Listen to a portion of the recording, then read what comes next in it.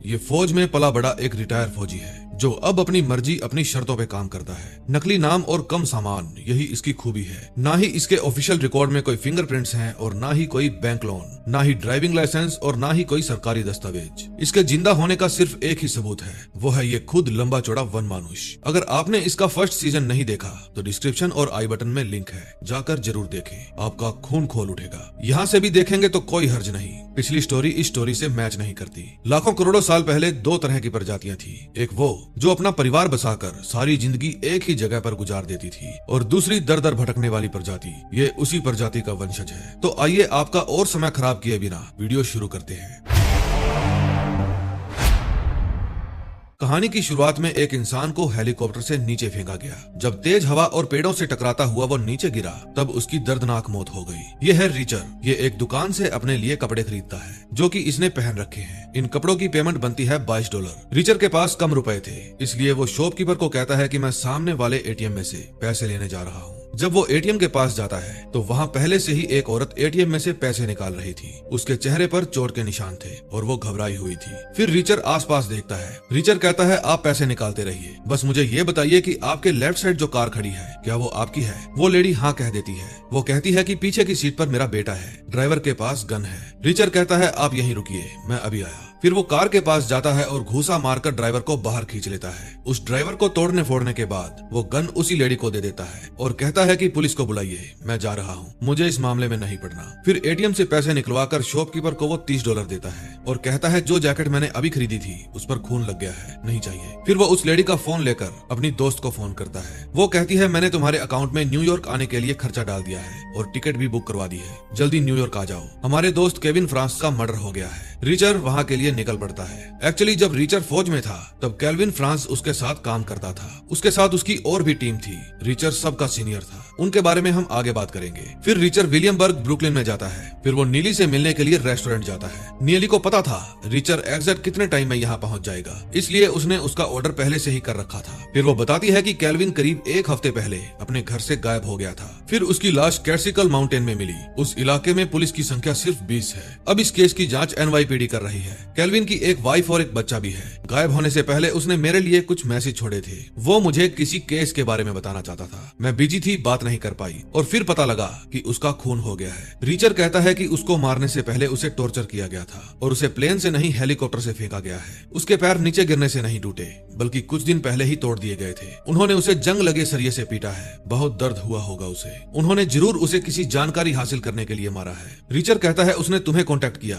इसका मतलब अपनी बाकी की टीम को भी कॉन्टेक्ट किया होगा। नीली कहती है, मैंने सभी के पास फोन किया था लेकिन कोई फोन नहीं उठा रहा। एक दो के तो नंबर भी बंद थे और उनके एक साथी लोरे की मौत भी हो चुकी है, उसको किसी ट्रक ने उड़ा दिया था। फिर रिचर कहता है कि मैं नहीं चाहता केल्विन का केस कोई और पुलिस वाला देखे, हमें उसकी बीवी से मिलना होगा। फिर जब वे कार में बैठते हैं तो दूर खड़ी कार में एक गंजा आदमी उन पर नजर रखे हुए था और वहीं पास में ही एक और कार थी जिसमें एक आदमी अपने बॉस को फोन करके बताता है कि वो अभी उस पहलवान से मिली थी। रास्ते में वो अपने एक साथी ओडोनल को वॉइसमेल भेजता है और अपने होटल का एड्रेस बताकर उसे वहां आने के लिए कहता है। नीली कहती है, हो सकता है हमारे बाकी के साथी भी मुसीबत में हो। फिर वे दोनों केल्विन के घर पहुंच जाते हैं और उसकी बीवी से मिलते हैं। उसकी वाइफ कहती है कि मेरा पति तुम्हें पहलवान कहता था, वो अक्सर हमें तुम लोगों की कहानियां सुनाया करता था। रिचर कहता है, क्या तुम हमें शुरुआत से बता सकती हो क्या हुआ था? वो कहती है, मैं अपने बेटे को लेकर अपनी बीमार माँ के पास प्रोवो गई थी। जब कुछ दिन बाद मैंने केल्विन को फोन किया तो उसने मेरा फोन नहीं उठाया। मुझे उसकी चिंता होने लगी। जब मैंने पुलिस को फोन किया तो उन्होंने कहा कि हो सकता है वो कहीं पार्टी कर रहा हो क्योंकि उसकी बीवी और बच्चा घर पर नहीं थे।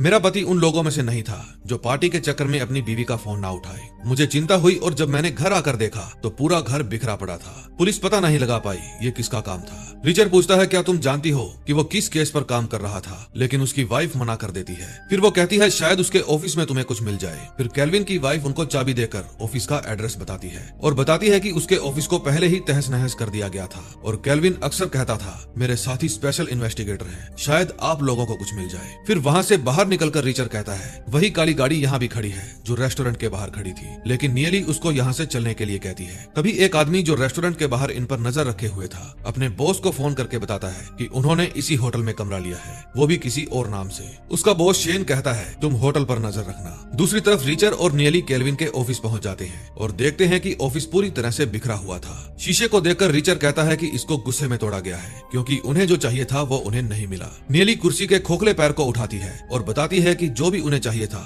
वो बहुत छोटा होगा। तभी वे हर खोखली चीज को तोड़कर देख रहे थे। उन्हें वहाँ पर एक फोटो फ्रेम भी मिलता है जिसमें वो फोटो थी जब वे सब फौज में थे। फिर नियली उसके ऑफिस की की चेन देखकर कहती है केल्विन तेज था। वो जानता था कि जिस चीज के कारण उसकी जान को खतरा है उसको ऑफिस में नहीं रखना है, इसलिए उसने ठीक अपनी आंखों के सामने ऑफिस में रखा होगा। फिर वे उस पोस्ट ऑफिस में जाते हैं। 5 बज चुके थे इसलिए ऑफिस बंद हो चुका था। फिर वे अपने रूम में जाते हैं और कार्ड्स खेलते हैं। कार्ड्स खेलते समय वे अपने बीते समय की बातें एक दूसरे को बताते हैं। ये जो लॉस एंजलिस हवाई अड्डे पर खड़ा है इसका नाम है एएम। ये इमिग्रेशन एजेंट को बताता है कि मैं यहाँ घूमने आया हूँ। फिर यहाँ से निकलकर वो टॉयलेट में जाता है और वहाँ अपने पासपोर्ट को जला देता है। अगले दिन नियली और रिचर फिर से पोस्टल ऑफिस में जाते हैं। अब समस्या ये थी कि इनको मेल बॉक्स का नंबर नहीं पता था। फिर नियली ऑफिसर का ध्यान भटकाती है और रिचर उस चाबी को अलग अलग मेल बॉक्स में लगाकर देखता है। तभी वहाँ एक बूढ़ी औरत आती है। वो देखती है कि ये अलग अलग बॉक्स में चाबी लगाकर देख रहा है। फिर उसे रिचर के ऊपर शक हो जाता है और वो उसकी शिकायत करने लगती है। इतने में वो चाबी एक बॉक्स में लग जाती है।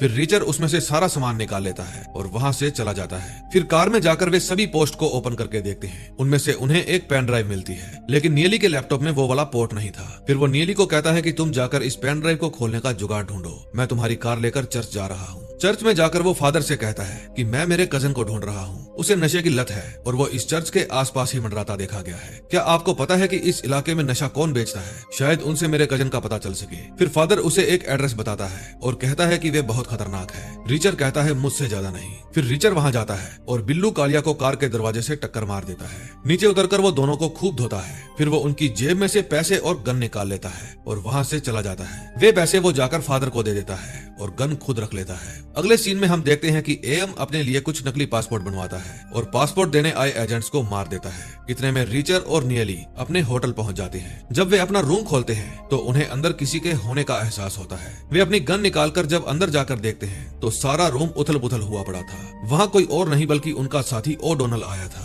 वो बताता है कि इस रूम का कबाड़ा मैंने नहीं किया, जब मैं यहाँ आया तो रूम ऑलरेडी ऐसे ही था। ओडोनल ने अब शादी कर ली थी, इसलिए अब उसने खतरों से खेलना बंद कर दिया था। फिर जब नियली उस पेन ड्राइव को लैपटॉप से कनेक्ट करती है तो उसमें 2 मिनट का टाइम शुरू हो जाता है। अगर 2 मिनट के अंदर अंदर सही पासवर्ड ना लगाया तो ये पेन ड्राइव ऑटो वॉश हो जाएगी। फिर वे तीनों अपना दिमाग दौड़ाते हैं कि उसने कौन कौन सा पासवर्ड लगाया होगा। तभी ओडोनल कहता है कि केल्विन रिचर को अपना हीरो मानता था और जब नियली रिचर लिखकर एंटर दबाती है तो पेन ड्राइव ओपन हो जाती है। ये देखकर रिचर भावुक हो जाता है। दूसरी तरफ एएम अपने लिए डेनवर की फ्लाइट बुक करता है। तभी नियली एक प्रिंट निकालती है। उसमें कुछ नाम थे जिनका फर्स्ट नेम ए से शुरू होता है और लास्ट नेम एम से। इन सभी नामों का एक ही मतलब था, एएम। फिर ओडोनल कहता है कि जिन लोगों ने तुम्हारे रूम का ये हाल किया है वे दोबारा ऐसा करने से बाज नहीं आएंगे, हमें और लोगों की जरूरत होगी। नियली कहती है तुम्हारे अलावा हम किसी से भी कांटेक्ट नहीं कर पाए। ओडोनल कहता है कि मुझे पता है स्वान कहाँ रहता है, मैं उसको कांटेक्ट करता हूँ। फिर वे स्वान के घर जाते हैं। घर के अंदर बहुत तेज बदबू आ रही थी। फिर जब वे घर को अच्छे से चेक करते हैं तो पाते हैं कि टॉयलेट में स्वान का कुत्ता मरा पड़ा था। इसका सीधा सीधा मतलब ये था कि स्वान कई दिनों से घर नहीं आया और ये कुत्ता भूख और प्यास की वजह से मर गया। ये टॉयलेट सीट का सारा पानी पी गया था। रिचर अपने साथियों को बताता है कि स्वान मर चुका है। फिर रिचर कहता है कुछ लोग स्पेशल इन्वेस्टिगेटर की जान के पीछे पड़े हैं, वे हमारे पीछे भी आएंगे, आने दो उन्हें। इसी के साथ फर्स्ट एपिसोड का एंड हो जाता है। सेकंड एपिसोड में हम देखते हैं ओडोनल पूछता है कोई हम तक क्यों नहीं पहुंच पाया। रिचर कहता है तुम अपनी फैमिली के साथ घूमने गए हुए थे, मुझे कोई ढूंढ नहीं पाता और शायद उन्हें नियली का पता नहीं होगा। नियली कहती है वो मेरे होटल के रूम तक तो आ गए, बस मैं ही उन्हें नहीं मिली। फिर रिचर कहता है वो सामने वाली ब्लैक कार कल से हमारा पीछा कर रही है, मैं अभी उसका हाल चाल पूछ कर आता हूँ। फिर रिचर जाकर सीधा कार की बोनेट पर लात मारता है। कार का एयरबैग खुल जाता है और उस गंजे की नाक पर चोट लग जाती है। फिर जैसे ही वो कार से बाहर निकलता है फिर वो उसको 3-4 और फटके देता है। फिर नियली उसकी जेब चेक करती है। उसके बैच को देखकर वो समझ जाती है कि ये पुलिस वाला है और इसका नाम रूसो है, NYPD से। अब वे तीनों वहाँ से खिसक लेते हैं। रास्ते में ओडोनल रिचर को डराता है कि उसके होश में आने के बाद तुम्हारी खैर नहीं। रिचर कहता है मैंने उसे मारा नहीं, सिर्फ उसकी नाक तोड़ी है। नियली कहती है कि केल्विन के मर्डर की इन्वेस्टिगेशन रूसो ही कर रहा है, मैंने उसका नाम फाइल में देखा था। अब हमें उसके होश में आने से पहले होटल छोड़ना होगा और रेंज रोवर छोड़कर सस्ती सी कार लेनी होगी ताकि पकड़े ना जाए। फिर वही आदमी जो उन पर नजर रखे हुए था वो अपने बॉस को सारी बात बताता है।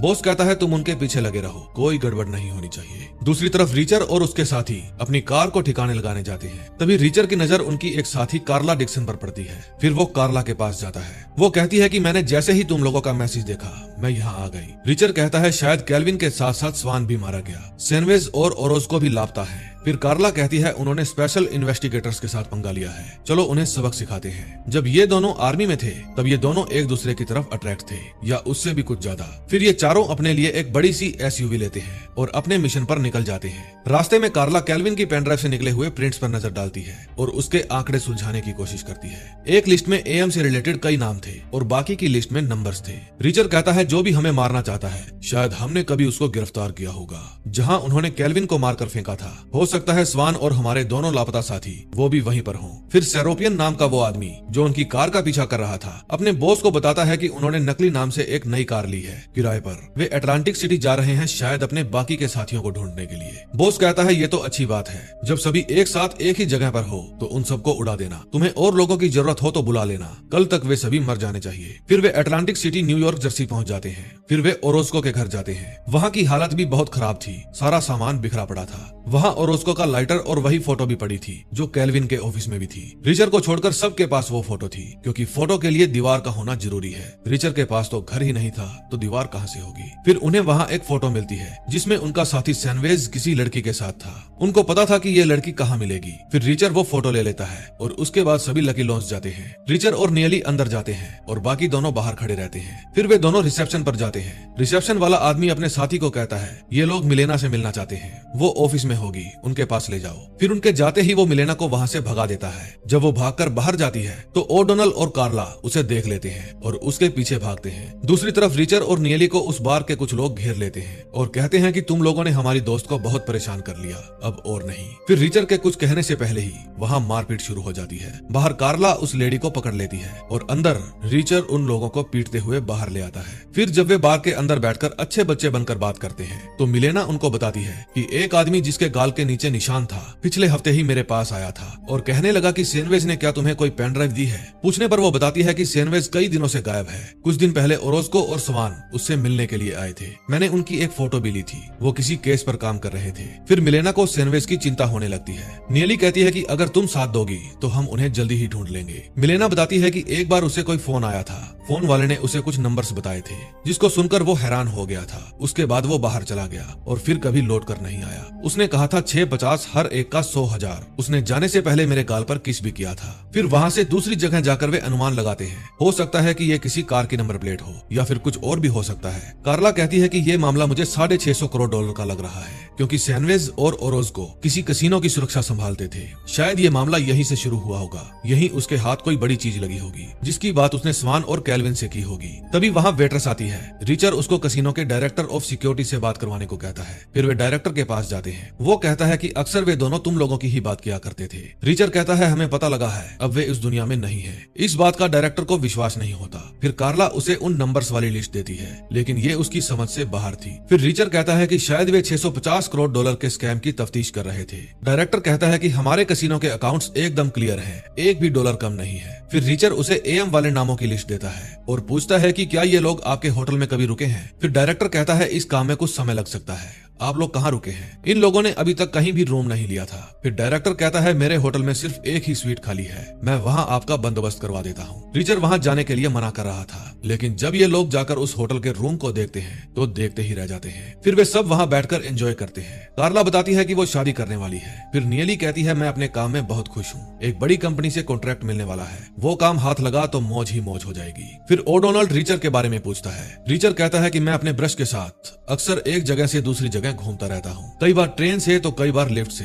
कभी कभी लोग मुझे खाना खिला देते हैं तो कभी मैं दुकानों के बाहर सजा खाना चुरा लेता हूँ। सोने के लिए सस्ते मॉडल ढूंढता हूँ या फिर कभी कभी ट्रकों के पीछे वाले हिस्से में भी सो जाता हूँ। कार्ला पूछती है क्या तुम्हें कभी अकेलापन नहीं सताता। रिचर फिर से इमोशनल हो जाता है। फिर रात को वो होटल के बफे में से प्लेट भर के खाना ले लेता है। फिर बूढ़ी वेट्रेस कहती है कि खाना फ्री है तो इसका मतलब ये नहीं कि तुम खुद को ज्यादा खाने के लिए चैलेंज ही दे दो। रिचर कहता है इतना ही खाना और खाऊंगा, अभी कोई तकलीफ। फिर वो उन नंबर्स पर नजर डालता है लेकिन कुछ भी हाथ नहीं लगता। फिर वो कार्ला की आवाज सुनकर उसके पास जाता है। वो एक गेम खेलकर बहुत सारे पैसे जीत गई थी। सेरोपियन नाम का वो आदमी अभी भी उनके ऊपर नजर रखे हुए था। फिर वे दोनों कसिनो के बाहर टहलने जाते हैं। कार्ला अब भी रिचर को चाहती थी, लेकिन रिचर उससे एक सीनियर की तरह बात कर रहा था। फिर कार्ला कहती है कि दो लोग हमारा पीछा कर रहे हैं, शायद वो कैश के लिए आए हैं जो मैंने जीता है। रिचर कहता है कि मेरा अंदाजा है सामने वाली कार में से कोई ना कोई हथियार लेकर बाहर आएगा। फिर रिचर और कार्ला रेलिंग के ऊपर से कूदकर दूसरी तरफ चले जाते हैं। सेरोपियन और उसके आदमी उनका पीछा करते जाते हैं। अंदर जाकर रिचर और कार्ला अलग अलग हो जाते हैं। रिचर देखता है कि वहाँ सीमेंट से रिलेटेड काम चल रहा था। फिर रिचर उस फैक्ट्री के ऊपर चढ़ने लगता है। एक आदमी उसे देख लेता है और वो भी उसका पीछा करने लगता है। जब वो ऊपर पहुंचता है तो रिचर उसको बिना साबुन के ही धोने लगता है और उसे उठाकर नीचे फेंक देता है। दूसरे आदमी को कार्ला ठिकाने लगा देती है। अब बारी आती है सिरोपियन की। ये लंबा चौड़ा वन मानुष उसे बहुत मारता है और उसे मारने के बाद उसकी जेब से उसकी कार की चाबियां निकाल लेता है। उसकी कार की चेकिंग करने पर उसको इन सभी दोस्तों के प्रिंट मिलते हैं जिनमें इनकी डिटेल लिखी हुई थी। फिर रिचर को वहाँ फोन मिलता है। जब वो उसका लास्ट नंबर डायल करके देखता है तो उसका बॉस पूछता है क्या काम हो गया। रिचर कहता है वैसा तो नहीं जैसा तुम चाहते थे,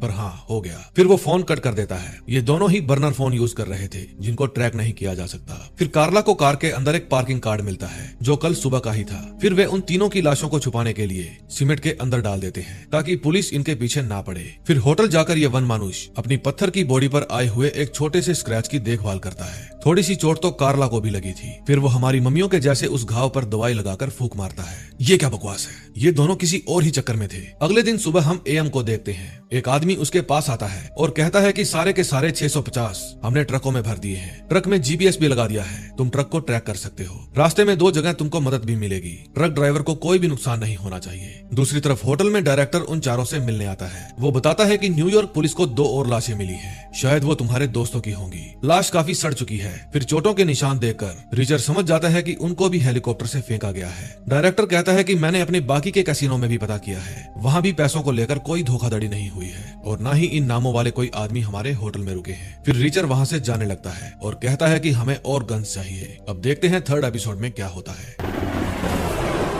3rd एपिसोड में हमें 10 दिन पहले का समय दिखाया जाता है। शेन के आदमी कैल्विन को पीट रहे थे। फिर शेन उससे पूछता है कि तुम मुझे वो बता दो जो मैं जानना चाहता हूँ, वरना तुम्हारे साथियों को भी मार डालूंगा। लेकिन कैल्विन उसके मुंह पर थूक देता है। फिर वो गुस्से में एक जंग लगी रोड लेकर आता है और उससे कैल्विन की लातें तोड़ देता है। फिर वे उसे हेलीकॉप्टर में ले जाते हैं। कैल्विन कहता है तुम्हें पता नहीं है पहलवान तुम्हारा क्या हाल करेगा। फिर शेन के इशारे पर उसके आदमी कैल्विन को नीचे फेंक देते हैं। अब प्रेजेंट में आते हैं। रिचर अपने लिए बहुत सारी गन खरीदने जाता है, लेकिन उनको खरीदने के लिए सरकार के रूल्स इतने ज्यादा थे कि वो उनको एक मोटी रकम देकर किराए पर ले लेता है। फिर वो अपने साथियों के साथ उनको मारने के लिए जाता है, जिनके बारे में इन सभी को ही कुछ नहीं पता था और ना ही ये पता था कि वो कहाँ मिलेंगे। तभी उनके पीछे एक पुलिस की कार पड़ जाती है। कार्ला अपनी गाड़ी को साइड में रोक देती है। पीछे वाली कार में से एक पुलिस वाला निकलकर बाहर आता है और उन्हें कहता है कि तुम चारों यहीं रुको, मैं अभी आता हूँ। रिचर अपनी गन नियली को दे देता है और कहता है कि जरूरत पड़े तो चला भी लेना। फिर कुछ देर बाद वहाँ पर वही गंजा पुलिस वाला रूसो आता है। वो रिचर को बाहर निकलने के लिए कहता है। रिचर नियली को कहता है मेरी जमानत करवा देना। फिर रूसो उस पहलवान को गिरफ्तार कर लेता है। रिचर ओडोनल को कहता है तुमने वकालत भी तो की थी, कब काम आएगी। फिर ओडोनल रूसो को कहता है कि मैं वकील हूँ, मुझे इसके साथ चलना होगा। फिर रूसो दोनों को ही अपने साथ ले जाने लगता है। रिचर पूछता है तुमने मुझे ढूंढा कैसे। रूसो कहता है मैंने सभी पुलिस वालों तक ये इन्फॉर्मेशन पहुंचा दी थी कि जिस भी कार में तुम्हें दानव जैसा आदमी बैठा दिखे मुझे खबर कर देना। दूसरी तरफ नियली और कार्ला एक कंपनी में जाते हैं और सेरोपियन की कार में से मिला पास दिखाकर पूछते हैं ये किसके नाम पर इशू किया गया था। पहले तो वो औरत मना कर देती है, लेकिन कार्ला उसे बताती है कि हमारे कुछ दोस्त मारे गए हैं, हम उनकी इन्वेस्टिगेशन कर रहे हैं। फिर वो लेडी हेल्प करने के लिए तैयार हो जाती है। दूसरी तरफ रूसो उन दोनों को पुलिस स्टेशन ले जाता है। रिचर पूछता है टकले तू मुझे यहाँ क्यों लेकर आया है। रूसो कहता है तुम्हारे 2 और दोस्त मारे गए और तुम लोग मेरी इन्वेस्टिगेशन में टांग अड़ा रहे हो। मैं चाहूँ तो तुम दोनों को अंदर कर सकता हूँ, लेकिन मुझे तुम लोगों से बात करनी है। फिर सब बैठ जाते हैं। रूसो पूछता है कि जब मैंने कैल्विन की कॉल डिटेल्स निकाली तो उसने तुम्हें छोड़कर बाकी सबको फोन किया था, ऐसा क्यों। रिचर कहता है मैं फोन नहीं रखता। रूसो कहता है कि तुम सब एक ही यूनिट में थे और अब तुम सब लोग मारे जा रहे हो, कुछ तो है जो तुम लोग जानते हो। रिचर कहता है बताता हूँ, बदले में तुम्हें भी कुछ बताना होगा। दूसरी तरफ वो लेडी कार्ला और नियली को आकर बताती है कि ये पास जिसको इशू किया गया था उसका नाम सेरोपियन है। वो यहाँ इंटरव्यू देने के लिए आया था। हमें गाड़ियाँ और खिड़कियाँ धोने के लिए एक आदमी की जरूरत थी। फिर वो उस आदमी का पता उन दोनों को दे देती है। दूसरी तरफ रिचर उसे सब कुछ बता देता है कि हमें लगता है कि ये $650 करोड़ का मामला है। रूसो इनके दोस्त पर ही शक करता है और इस बात पर रिचर गुस्सा हो जाता है। वो रूसो को कहता है कि मुझे तो तुम पर ही शक है, मुझे लगता है तुम करप्ट पुलिस वाले हो। फिर रूसो गुस्सा हो जाता है और वो रिचर की हथकड़ी खोलकर कहता है मैं रिश्वत नहीं लेता। फिर ओडोनल दोनों को शांत करता है और कहता है कि डिटेक्टिव आप हमें कोई ऐसी जानकारी दो जो हमें पहले से ना पता हो। रूसो कहता है कि हमें कैल्विन के ऑफिस से प्रिंटर में से एक नाम पता चला है, अजहरी महमूद। प्रिंटर में इंक खत्म हो जाने के कारण एक अधूरा टास्क था। फिर वो रिचर को वो प्रिंट दिखाता है और बताता है कि इंटरपोल के मुताबिक ये आतंकवादी संगठनों को हथियार बेचता है। रिचर कहता है मुझे नहीं लगता इसका नाम अजहरी महमूद होगा, इसका नाम भी बाकी के लोगों की तरह A और M से ही शुरू होता है। फिर वो उस पेपर पर सभी नाम लिखकर कर रूसो को देता है और कहता है कि होम मिनिस्ट्री से कहो इन सभी नामों पर नजर रखे। अब इन लोगों ने जितना सोचा था ये केस उससे ज्यादा उलझ गया था। दूसरी तरफ कार्ला और नियली अपने होटल रूम में बैठी थी। नियली कहती है कि उस आदमी का नाम मेरे हाथों में है जिसने मेरे दोस्तों को मारा है। फिर वे उन नंबरों को सॉल्व करने की कोशिश करती है जो प्रिंट के ऊपर लिखे हुए थे और उन्हें समझ में आ जाता है कि ये किसी तरह के दिन और महीने लिखे हुए हैं। तभी रूसो वापस रिचर के पास आता है और बताता है कि जब मैंने ये नाम सिस्टम में डाले तो इनमें से एक नाम ने अभी अभी डेनवर से JFK वाली फ्लाइट की टिकट ली है जो 1 घंटे में यहाँ से रवाना होगी। चेक इन के समय हम उसे पकड़ लेंगे। तभी हम देखते हैं कि AM एयरपोर्ट पर पहुंच जाता है कि उसको पकड़ने के लिए यहाँ पर जाल बिछाया गया है, इसलिए वो वापस वहाँ से बाहर चला जाता है। फिर वो शेन को फोन करता है और कहता है मुझे पकड़ने के लिए जाल बिछाया गया था, मैं वहाँ से वापस बाहर आ गया हूँ, मुझे आने में देर हो जाएगी। शेन कहता है जितनी देर हम उस डील में लगाएंगे उतनी ही जल्दी हमारा भांडा फूटेगा। AM कहता है कि ये मेरा रोज का काम है, आप चिंता मत करो। दूसरी तरफ जब रिचर और ओडोनल होटल जाते हैं तो वे मैप में सरोपियन का घर देखते हैं। रिचर कहता है मुझे उसके साथ वाले घर के बारे में बताओ कि वो किसका घर है। फिर नियली कहती है कि साथ वाला घर बारबरा का है। फिर उसका फोन नंबर पता करके रिचर उस पर कॉल करता है और कंफर्म करता है कि उसके साथ वाले घर का मालिक सरोपियन ही है। वो बुढ़िया बताती है कि वे लोग बहुत सारा कूड़ा हमारे घर के बाहर फेंक देते हैं, मैं परेशान हो गई हूँ। फिर वे चारों रात को सरोपियन के घर जाते हैं और उस घर का दरवाजा खोलकर उसके अंदर बॉम्ब फेंक देते हैं। उस घर के अंदर बहुत सारे गुंडे छुपे हुए थे। फिर वे चारों मिलकर उन सभी गुंडों का सफाया कर देते हैं, लेकिन फिर भी उनमें से एक गुंडा बचकर भाग ही जाता है। फिर रिचर गली कूचों से होता हुआ उसका पीछा करता है। नियली घर की छत के ऊपर जाकर रिचर को गाइड करती है कि किस तरफ जाना है। फिर रिचर उसी डायरेक्शन में जाकर उस कार को रुकवा ही लेता है। रिचर उसमें बैठे आदमी को बाहर निकालता है और उसका वॉलेट चेक करता है। इतने में उस आदमी को दिल का दौरा पड़ जाता है और वो मर जाता है। फिर रिचर वापस उसी घर में जाता है और बताता है कि वो आदमी मर गया है, वो न्यू एज में काम करता था। फिर जब वे चारों अपने होटल रूम में जाते हैं तब गुस्से में रूसो वहां आता है। वो आकर कहता है कि तुमने एक घर के अंदर बॉम्ब फोड़ दिया है, क्या तुम्हें ये मजाक लग रहा है? रिचर कहता है हम पर हमला हुआ था, उन गुंडों के पास न्यू एज कंपनी का पार्किंग पास था, तुमने हम दोनों को गिरफ्तार कर लिया। फिर कार्ला और नीली ने उस कंपनी में जाकर पता लगाया कि वो किसके नाम पर इशू था। रूसो कहता है कि एक हत्यारे ने किसी कंपनी में अपना सही एड्रेस दे दिया।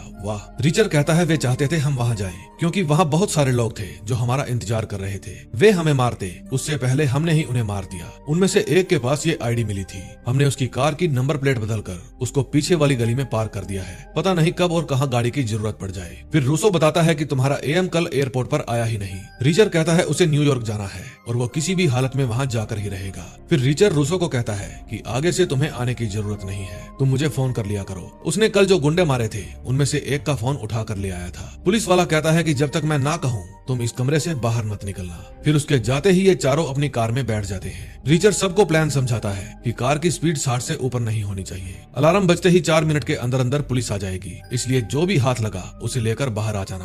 फिर वे न्यू एज की बिल्डिंग में जाकर ऑपरेशन ऑफ डायरेक्टर के ऑफिस में जाते हैं। अलार्म बजने लगता है। फिर वे सभी कार से निकलकर छानबीन शुरू कर देते हैं। उस ऑफिस में जितनी भी फाइलें थी और सर्वर में जितनी भी हार्ड डिस्क थी वे सभी को इकट्ठा कर लेते हैं। बस ये समझो ये चारों उस ऑफिस को मेमोरी लेस बना देते हैं। 3 मिनट के अंदर सभी वापस आ जाते हैं, लेकिन रिचर नहीं आता। तभी पुलिस सायरन की आवाज आती है और वे तीनों वहां से निकलने लगते हैं। तभी पीछे से रिचर भी आ जाता है। फिर वे रिचर को कार में बिठा लेते हैं और वहां से खिसक लेते हैं। रिचर वहां से एक फोटो लेकर आया था। फिर वे जब उस फोटो को देखते हैं तो उसमें पूरे स्टाफ के साथ उनका दोस्त स्वान भी था। इसका मतलब वो न्यू एज में ही काम किया करता था और वे भी इसी कंपनी के लोग हैं जिन्होंने उसे मारा और जो इनको भी मारना चाहते हैं।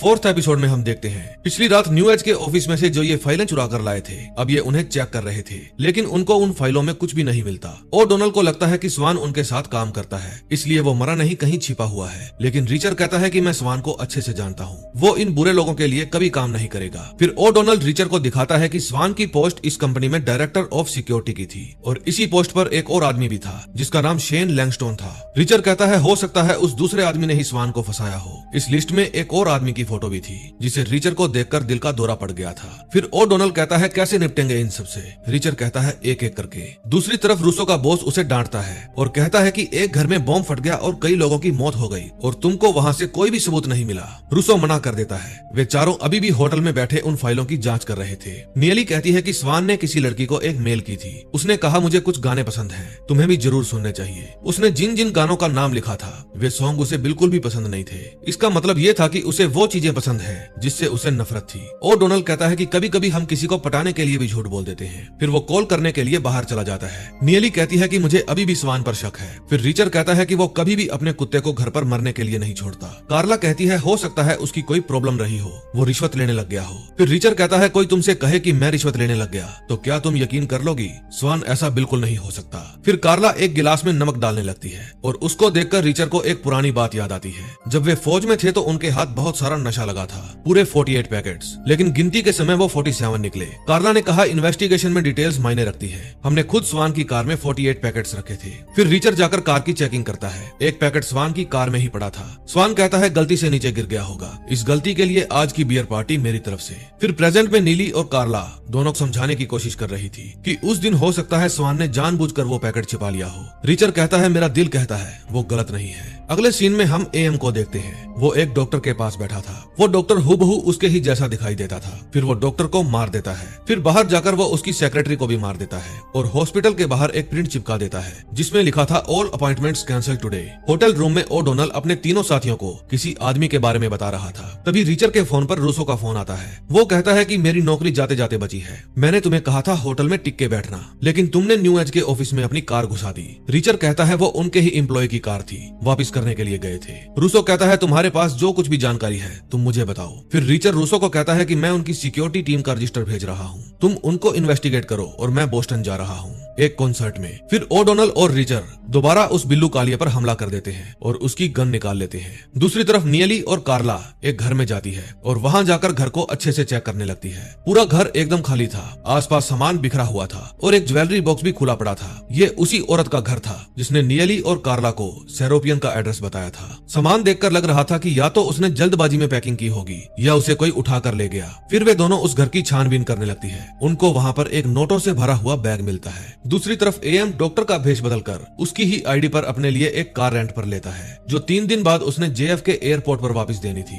बोस्टन में जाकर वे चारों अपने लिए बढ़िया कपड़े खरीदते हैं और उसके बाद वे म्यूजिक सुनने जाते हैं। कार्ला वहां जाकर डेनियल नाम के एक आदमी के पास बैठ जाती है और ये वही आदमी था जिसके बारे में ओडोनल अपने तीनों साथियों को बता रहा था। फिर रिचर्ड और ओडोनल वहां के रेस्टोरेंट में बैठकर फिर से लिस्ट के आंकड़ों को सोल्व करते हैं। अब की बार रिचर्ड उसे सोल्व कर लेता है। इस लिस्ट में किसी इवेंट्स के बारे में लिखा हुआ था, टोटल कितनी बार इवेंट्स किए गए, कितनी बार सक्सेसफुल हुए और कितनी बार फेल हुए। जब इन सबको माइनस किया गया तो जोड़ 650 निकला, लेकिन अभी भी इनके पास पूरी जानकारी नहीं थी। तभी रिचर्ड के फोन पर नियली का मैसेज आता है कि इंटरवल हो चुका है। तभी कार्ला डेनियल के साथ वहां से बाहर आती है और उसे अपनी कार में चलने के लिए कहती है। कार में जाकर डेनियल कार्ला को नशा देने की कोशिश करता है और तभी वहां फर्स्ट सीजन वाला ऑस्कर आ जाता है जो कि रिचर्ड का दोस्त था। वो डेनियल को उठा लेता है। डेनियल कहता है वो नशा मेरा नहीं था, उस लड़की ने ही मुझे दिया था। ऑस्कर कहता है मैं जानता हूँ तुम सेनेटर लवाय के आदमी हो और अब जो यहाँ पर आ रहे हैं उनको कोई फर्क नहीं पड़ता कि तुम्हारा बॉस कौन है। फिर वहाँ पर एफबीआई के स्पेशल एजेंट जैक और ब्लैक आते हैं। डेनियल कहता है मेरा वकील मुझे 1 घंटे में यहाँ से निकाल लेगा। ओडोनल उसे समझाता है जब तक तुम्हारा वकील यहाँ आएगा तब तक तुम्हारी न्यूज अखबार पर छप चुकी होगी कि तुम एक अनजान लड़की के साथ नशे की हालत में पाए गए। रिचर्ड कहता है कि लिटिल विंग के बारे में बताओगे तो यहाँ से जा सकते हो। फिर ओडोनल कहता है कि तुम्हारी वाइफ को उस लड़की के बारे में बताना ही पड़ेगा। डेनियल मान जाता है। फिर वो बताता है कि लिटिल विंग सिर्फ एक कोड नेम है एक नई टेक्नोलॉजी के लिए जो अभी बन रही है। उसमें कुछ कमाल के एंटी मिसाइल सॉफ्टवेयर्स हैं जो कमर्शियल प्लेन्स की सुरक्षा के लिए इस्तेमाल किए जा सकते हैं। लेकिन इसके लिए एक एरोनॉटिक कंपनी ने हमसे कॉन्टेक्ट किया। कंपनी का नाम है न्यू एज। उन्हें पता लगा है कि वे सॉफ्टवेयर बदलने जा रहे हैं। इससे मिसाइल को किसी के भी खिलाफ इस्तेमाल किया जा सकता है। इस सॉफ्टवेयर की वजह से मिसाइल किसी भी हमले को आसानी से डिफेंड कर सकती है। अगर एक बार ये मिसाइल लॉन्च हो गई तो टारगेट को हिट करके ही मानती है। इसके अलावा मैं कुछ नहीं जानता। सेनेटर लेवॉय जानता था लिटिल विंग से फौज को काफी फायदा होगा और इसी के चलते वो काफी सारी वोट बटोर लेगा। ऑस्कर पूछता है क्या वो किसी भी चीज को निशाना लगाकर गिरा सकती है। डेनियल कहता है हाँ, न्यू एज के 2 विंग्स हैं। जो विंग न्यूयॉर्क में है वहाँ सिर्फ सॉफ्टवेयर बनते हैं और डेनवर में सिर्फ हार्डवेयर। देखो हम लोगों ने जो कुछ भी किया है वो सिर्फ डिफेंस बिल को पास करवाने के लिए किया है। यकीन मानो इससे हमारे देश को फायदा होगा। फिर जब रिचर्ड जाने लगता है तो डेनियल पूछता है क्या मेरे ऊपर से नशे के चार्जेस हटाए जाएंगे या नहीं। रिचर्ड कहता है मुझे क्या पता, मैं कौन सा पुलिस वाला हूँ। फिर वहाँ से निकलकर वो ऑस्कर को हेल्प करने के लिए शुक्रिया कहता है। रास्ते में रिचर नियली को कहता है, तुम कार्ला के साथ डेनवर जाओ, मैं ओडोनल के साथ डीसी का चक्कर लगाऊंगा। हम उनके काम में दखल अंदाजी करेंगे ताकि ये मिसाइल किन्हीं गलत हाथों में ना पहुंचे। हम होमलैंड सिक्योरिटी से भी एम के बारे में पता करेंगे, मेरा भाई वहाँ पर काम किया करता था। फिर रिचर कहता है कि मुझे भूख लगी है, हमें कुछ खाना चाहिए। फिर जैसे ही वे रेस्टोरेंट पर अपनी कार रोकते हैं तो कुछ बाइकर्स वहाँ आकर उन्हें घेर लेते हैं। वे उन चारों से गन छीन लेते हैं, क्योंकि गन नहीं तो कोई शोर नहीं। फिर वो गोरिल्ला और उसके साथी उन सभी को अच्छे से धोते हैं। उन बाइकर्स को ये नहीं पता था इनका बैकग्राउंड काफी खतरनाक रहा है। फिर ये चारों उन सभी बाइकर्स को चारों खाने चित कर देते हैं। फिर वे उनके बैग में से अपनी गन्स वापस ले लेते हैं। फिर रिचर उन बाइकर्स में से एक का फोन निकालकर उनके बॉस शेन को फोन करता है और कहता है कि काम हो गया है, पर वैसा नहीं जैसा तुमने चाहा था। शेन कहता है, तुम मेरे काम में टांग अड़ा रहे हो, मैं तुम्हें वो सब कुछ दे सकता हूँ जो तुम मुझसे मांग सकते हो, बताओ क्या चाहिए तुम्हें। रिचर कहता है, मैं तुम्हें हेलीकॉप्टर से फेंकना चाहता हूँ।